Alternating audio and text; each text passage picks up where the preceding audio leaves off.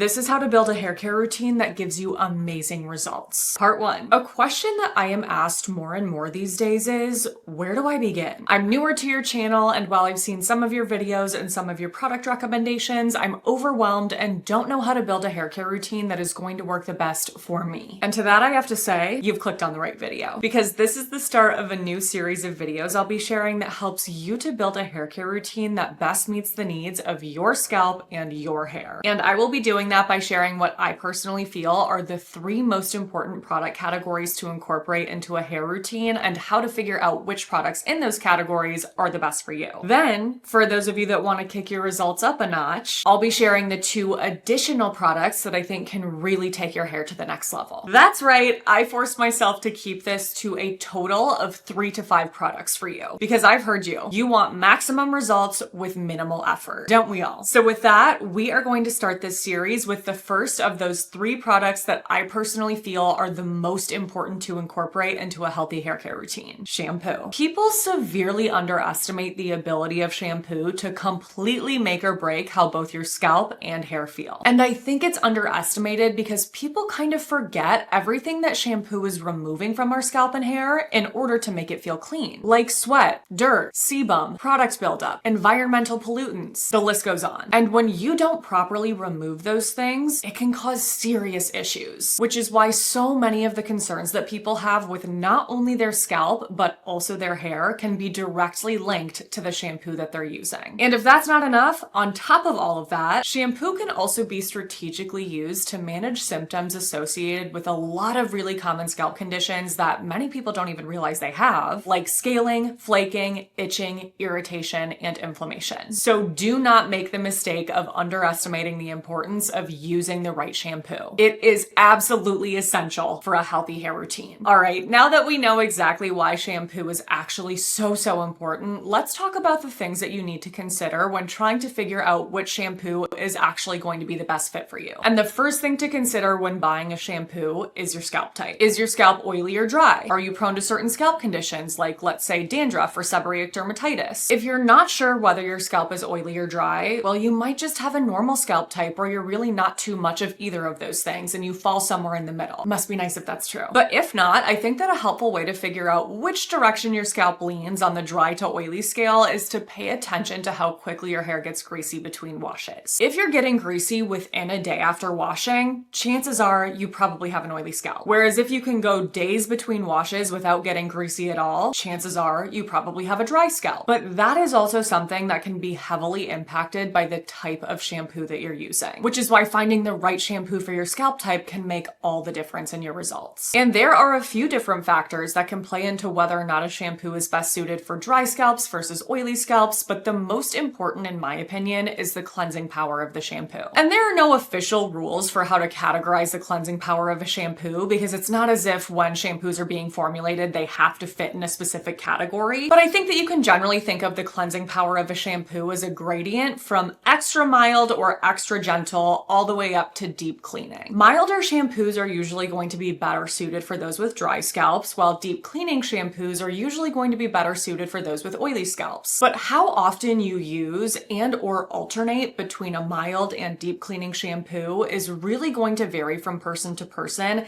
and is also highly dependent on the unique formula of the shampoo that you're using. To illustrate this, I'm going to put some charts on the screen that I found on PubMed that categorize the types of cleansing agents in shampoos. So generally speaking, there are different classes or categories of cleansing agents that are known for having different characteristics from one another. Obviously, these are all very broad charts and they don't account for the variations between the specific ingredients within each category, but that is really not the point of why I'm bringing this up. And if it were, I would not be the right person to talk about that because I am not a cosmetic chemist. So this is really just as a general kind of example for general guidance.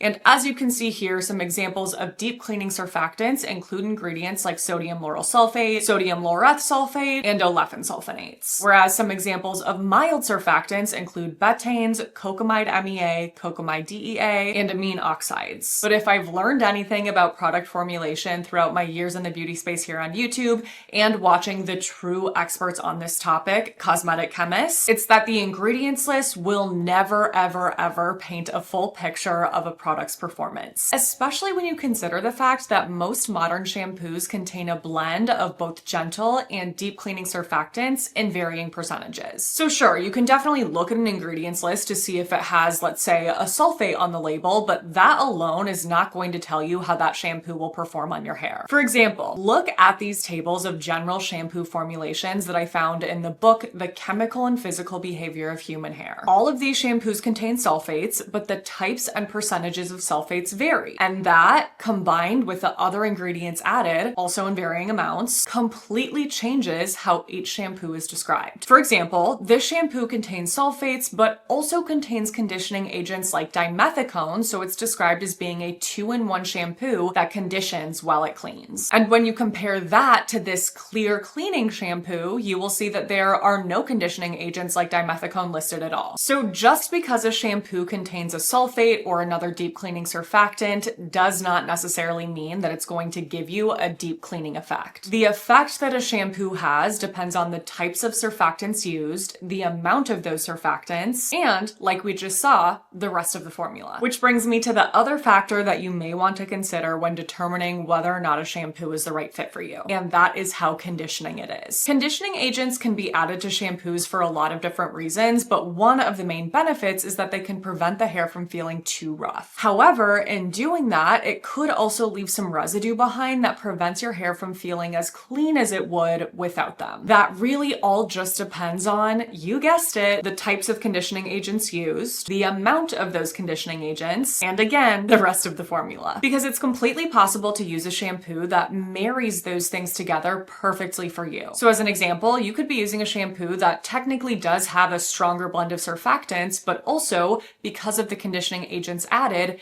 is perfectly cleansing while leaving your hair feeling healthy and soft. In the same way that it is also completely possible to use a shampoo that, let's say, isn't conditioning or creamy really at all, but because of the surfactant blend, still leaves your hair feeling greasy, dirty, weighed down, and heavy. I know it can be annoying to hear, but it has to be said because it's the truth. It all just depends on how the shampoo is formulated and how that formula interacts with your scalp and your hair. So instead of trying to rely on the ingredients list to figure that out for you, I have made you a different kind of list. This is a list of what I would describe as key indicators that the shampoo that you're using is not the right fit for you. Number one, your scalp is getting greasy more quickly than it used to. The level of oil that our scalp produces is something that's controlled by internal factors like our hormones and our age, which means that the amount of oil on our scalp can and does fluctuate throughout our life. But if you suddenly notice that after switching to a new shampoo, your scalp is suddenly getting much more greasy much more quickly, that shampoo is not the best fit for you. Number two, your scalp is feeling stripped, dry, itchy, irritated, or uncomfortable in any way. If this is happening, you're either not using the right shampoo, not shampooing enough, or both. Number three, visible scaling or flaking on your scalp. This can, of course, be linked to scalp conditions like dandruff, but flakes on your scalp can also be from product buildup that is not being properly removed. And if that's the case, we need to find a shampoo that does a better job of removing that buildup. Number four is the hair on top of your head looking and feeling heavy,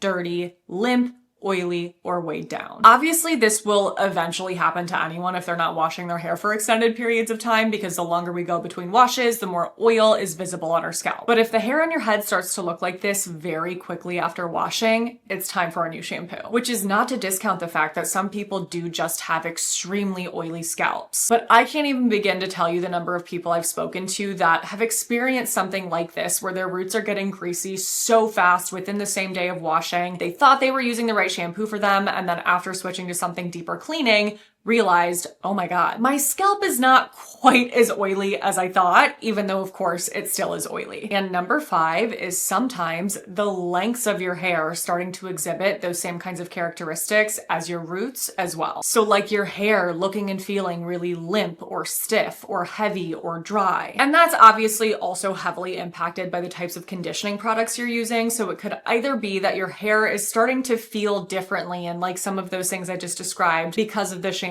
you're using, the conditioning products you're using, or both. So if any of all of those things that I just described are happening to you, it is probably time to find a new shampoo that is going to give you even better results. And here's a couple examples of how you could do that. If you notice that your scalp is getting greasy more quickly than it used to, and or the lengths of your hair are looking and feeling a bit dirty and weighed down, you could try using a deeper cleaning shampoo, a shampoo that is less creamy and conditioning, or both. Or if your scalp is feeling dry and your hair is feeling stripped, you could try using a gentler shampoo, a shampoo that is more creamy and conditioning, or both. Again, please don't think that my recommendation to you is to figure those things out by scouring through an ingredients list and trying to pinpoint certain things. That is absolutely not what I'm saying and not what I recommend, because again, I am not an expert on product formulation. These are just some general tips and tricks that I have personally found to be really helpful in guiding me through the process of figuring out how to evaluate the performance of a shampoo. It's impossible for that to be some kind of foolproof method when, again, all of that depends on how each shampoo is uniquely formulated. But if you are feeling super lost, hopefully that helps to give you some things to consider when testing out new shampoos. But that is not all, because if your scalp is itchy, flaky, and or irritated, you might need to take it one step further because you might just need a medicated shampoo. I always recommend seeing a dermatologist first if you are experiencing any of those symptoms, because there are many different scalp conditions that can cause them. But what's interesting and exciting about medicated shampoos is that it's not as if there's just one active ingredient that can only help one specific scalp condition. Most of the active ingredients used in medicated shampoos have been demonstrated to help several different scalp conditions by improving the symptoms that are common amongst all of them, which includes things like scaling, itching, flaking, inflammation, and irritation. Some active ingredients to look for in medicated shampoos that have demonstrated efficacy for those kinds of symptoms include zinc pyrithione, ketoconazole, selenium sulfide, sulfur, salicylic acid, and tar. And I will share some examples of both medicated and non-medicated shampoos that I recommend in a second, but I'll first wrap this up by sharing the indicators that you can use to determine that the shampoo you're using is the right fit for you. Number 1, your scalp and hair feel clean. Number 2, your scalp feels comfortable. Number 3, your hair feels light and fresh. And number 4, your hair feels soft. Again, the way that our lengths and ends feel is also heavily impacted by the types of conditioning products that we're using, but people also severely underestimate how much softer our hair can feel when it's properly cleaned. And if you're looking for some guidance on shampoos to test out that will help you to get to that point where your scalp feels clean and comfortable and your hair feels light, fresh, and soft, I got you. Let's start off with medicated shampoos first, and then we will go into some oily versus dry scalp recommendations. And then after that, we will wrap up with some of my top tips for how to best use these different kinds of shampoos and what I am personally doing, because I know you guys will ask. We'll break out my medicated shampoo recommendations by active ingredient, because again, there are a few different ones. So the shampoos I recommend that contain pyrithione zinc include Head & Shoulders Classic Clean, which I think is going to be best suited for you if you have an oilier scalp, Dove Dryness and Itch Relief if you have a dry scalp, and CeraVe Anti-Dandruff if you are somewhere in between. For ketoconazole, the shampoo is Nizoral, and for salicylic acid, a great option is the Neutrogena Scalp Therapy Anti-Dandruff Medicated Extra Strength Shampoo, which I also think is actually a really great option for those of you that have super oily scalps. So maybe you don't really have any concerns with flaking or anything like that,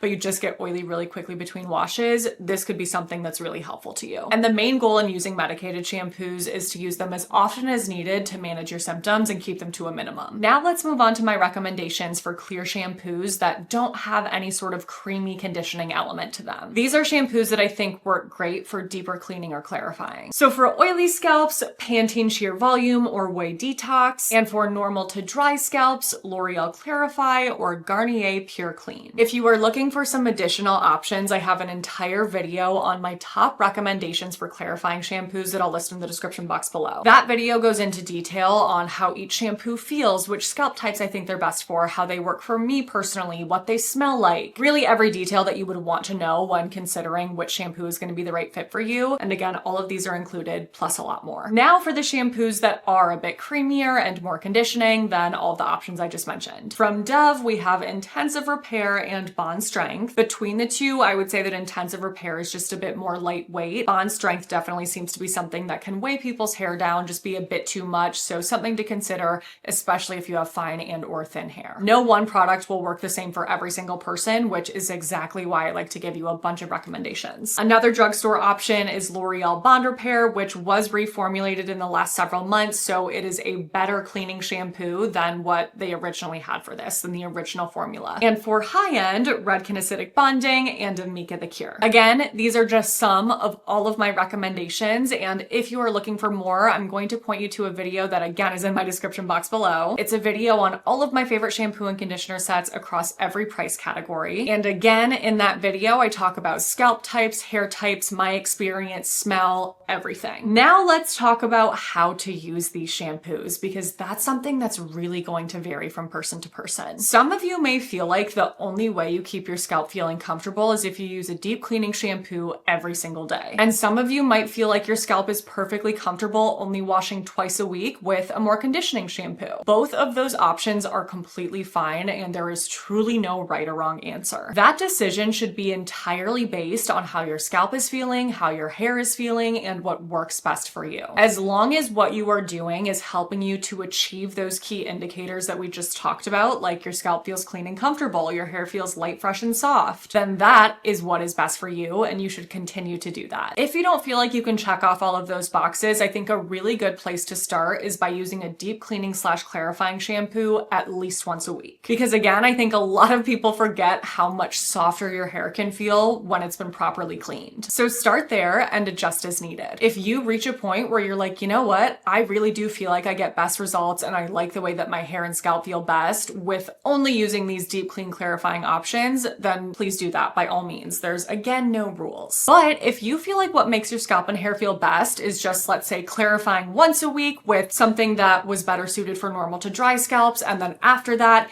using some of the shampoo options I gave that are creamier and more conditioning, then that is a really great option too. And I really want to make sure that I'm emphasizing that, because I feel like I've just seen a lot of videos recently where people are either filming a video and posting it or leaving comments asking like, how often do I have to use, let's say, like Pantene Sheer Volume, or like how many days a week do I have to use Head and Shoulders, or how often should I be using something like Dove Intensive Repair? Did my eyes just bug out of my head? Like Dove, and kind of felt like it. Sorry if I looked crazy. And there are truly no rules about any of those things. I'm never going to tell you you have to use a certain shampoo a specific number of days per week, or you have to avoid using certain kinds of shampoos for a certain number of washes. Not here, not right now, and not ever from this point forward. But because I'm sure a lot of you are just curious to know my own approach, like what I am personally doing, here it is. For reference, I would say that my hair leans oily, but I'm not excessively oily. Unless I'm using a shampoo that does not do a good job of cleaning, which I've tried many of those before, but unless that happens, my hair's not getting greasy the day I wash it or the day after I wash it. So I typically wash my hair 3 times a week, and that is currently working really well for me. For at least one out of those 3 weekly washes, I will use a deep cleaning, non-conditioning shampoo like Pantene Sheer Volume, Way Detox, or K18 Detox is another that I really enjoy. And some weeks I will use those shampoos for each of my 3 washes that week. Like if it's in the depths of summer and it's really hot and humid and I'm getting super sweaty, I might want to do that. And if so, I do it. But it's really common for me to alternate the shampoos that I use on the other 2 washes. That might be one of the clear options that I recommended for normal to dry scalp, so I may add in a L'Oreal Clarify. That may be one of my favorite Bond Repair shampoos, so I may add in Dove Intensive Repair. It all just depends on what's going on with my scalp and hair. Like, no joke, I just have all of my favorite shampoos and conditioners sitting on a ledge in my shower, and if I am not testing out product for a review, I will just reach for whichever one of my favorites I am in the mood for. So outside of deep cleaning once a week, the shampoos that I use vary. That's what's working best for me. It may not work great in the future. I may have to adjust in the future. I am open to that being completely fluid, to well, I was gonna say adding another wash day, but like I physically don't think I have that in me. But I'm open to that needing to change, and you should be as well. The goal shouldn't be to copy someone else's routine or to just continue doing exactly what you're doing now because it's working for you if it stops working in the future. Focus on how your scalp and hair are responding right here, right now, every single time you wash, and then go from there. Woo! Okay. Hopefully now you can see why I needed to make this a series. My original plan was just to do one giant video on this, and then as I started writing notes for the shampoo portion, I was like, who am I kidding? No way. So that is the end of how to build a hair care routine that works and gives you amazing results, part 1. Part 2 is on deck. Make sure you're subscribed so that you don't miss it. Let me know any questions you have in the comments below, and I will be sure to read through those and answer them in that video. Thank you for watching my videos. I love the freaking heck out of you. My next video will be up a week from today, and until then, I hope you have a great week.